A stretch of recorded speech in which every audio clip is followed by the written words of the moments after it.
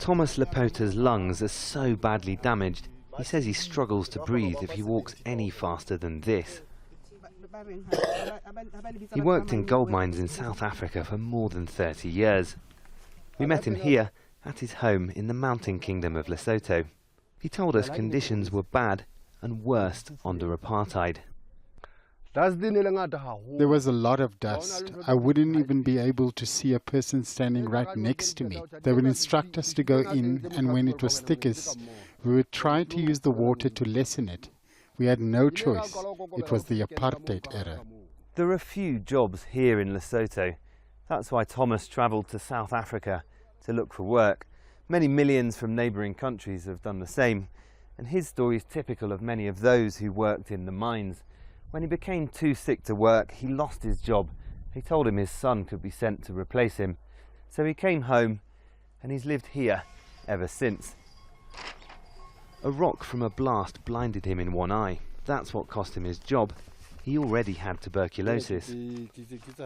Doctors since told him the TB was because of his work, and that he also had silicosis, permanent lung damage caused by inhaling silica dust. Now he might finally be compensated. He's among 30,000 miners who were represented in a class action, the first of its kind here. The lawyers behind it have announced that affected miners will be paid in a settlement with 6 gold mining groups.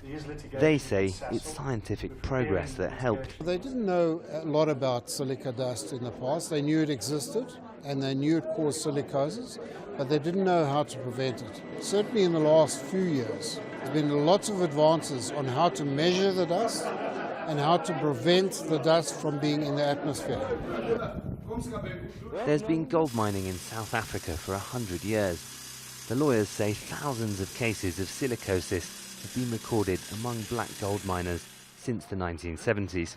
We can just do a little something to hold these companies that are still here, to hold them accountable, to change this culture of impunity, and to bring some relief to the victims who are still alive today.